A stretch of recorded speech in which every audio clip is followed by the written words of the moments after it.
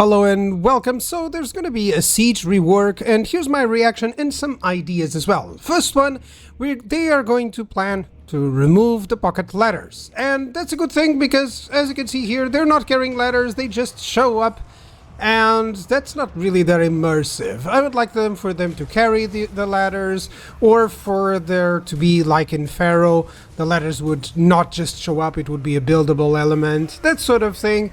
It will definitely bring a lot of immersion to these battles, and who knows, people would not be so frightened of going towards the sieges. And actually, that's one of the things, the complaints are completely valid, because if people are not fighting on the sieges, well, of course, then there needs to be some incentive. Then, of course, they're going to rebalance the siege equipment. So the same battering rams, the same siege towers. The big problem that happens is that they are not fast enough. I hope they can address that they can be a little bit faster, or they have some other ideas behind it. Maybe they already addressed that maybe the battering rams are going to be the best thing to destroy the gates instead of monsters, for instance, and I agree with that. So overall, that is good. Those are good changes. By the way, I'm not reading through the balance notes. I would prefer not to read, and just to resume a little bit. So they're gonna also have some defensive adjustments. In essence, the towers have way too much range and they are quite durable still, but you can see there the health, the range, these are adjustable stats, and of course they're going to be adjusting those, perhaps as they mentioned, doing them much stronger in close quarters and just having less range but a lot more power. I feel like that's a good change.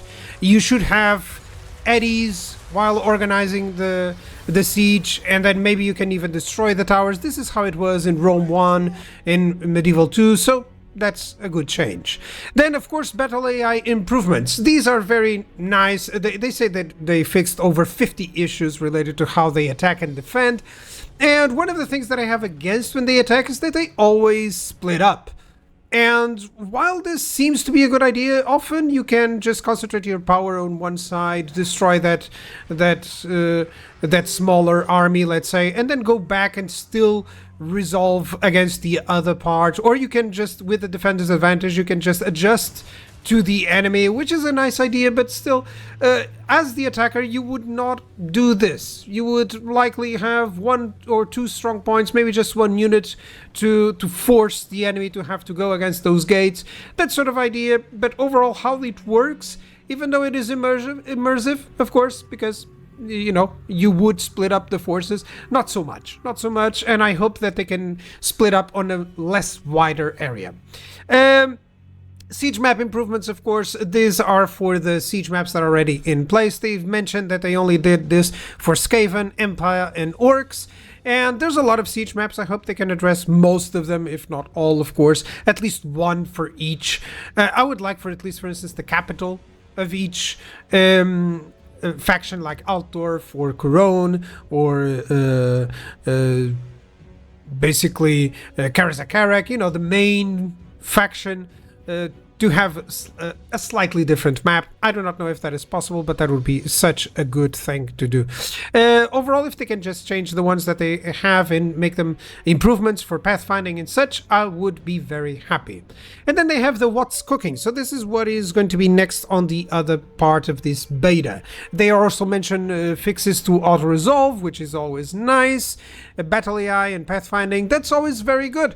So overall, it seems like the sieges are going to have a nice rework, but I would like to take this opportunity to talk about something that has not been talked about, which is, it's fine to resolve them in battle. By all means, I agree with all the changes. I agree that people are not fighting on sieges. Even if I do like them, I find myself having to force myself to like them, as in to get the siege towers and such, but it's not exactly the best scenario. So, but here's one thing.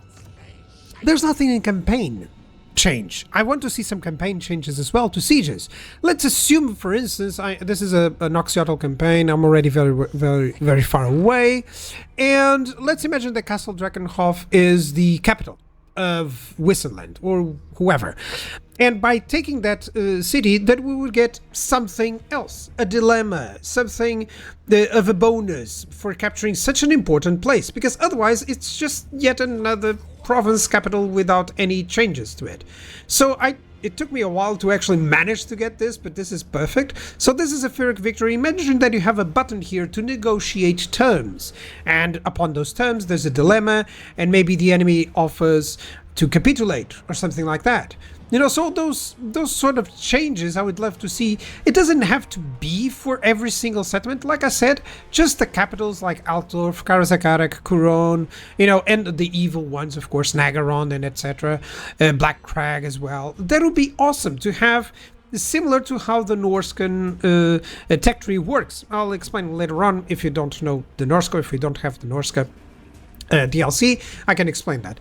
But overall, I would love to see those changes. Right now, we just auto-resolve because there's nothing really that happens in the siege that would cause the issue.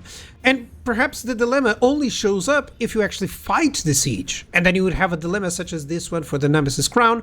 But instead, it's 2 options or 3 or 4 or how many are required.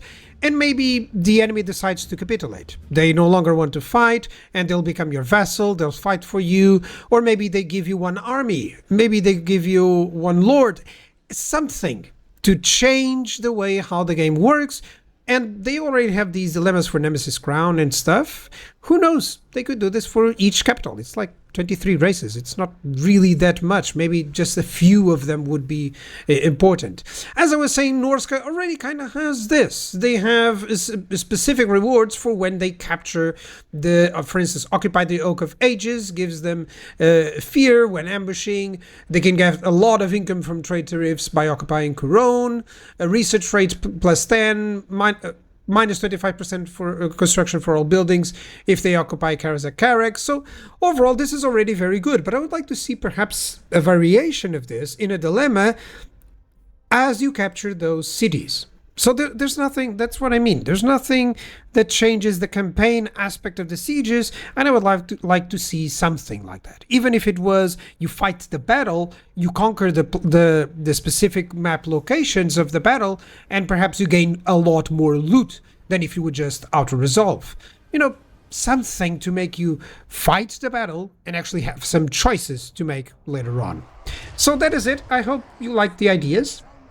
I'll be sending this out immediately. Apologies if I don't have a lot of edit, but yes, it's good that we have a lot of changes incoming for the sieges. It's one of the features that I really want to see changed as well and modified so that it becomes a little bit more important. I'm just a little bit more focused, and I would like to know your opinion on how it could work as well in campaign. If you would like to see changes for in campaign, please provide and submit that feedback as well to CA. And yeah, I'll see you in battle, hopefully in a siege. Bye bye.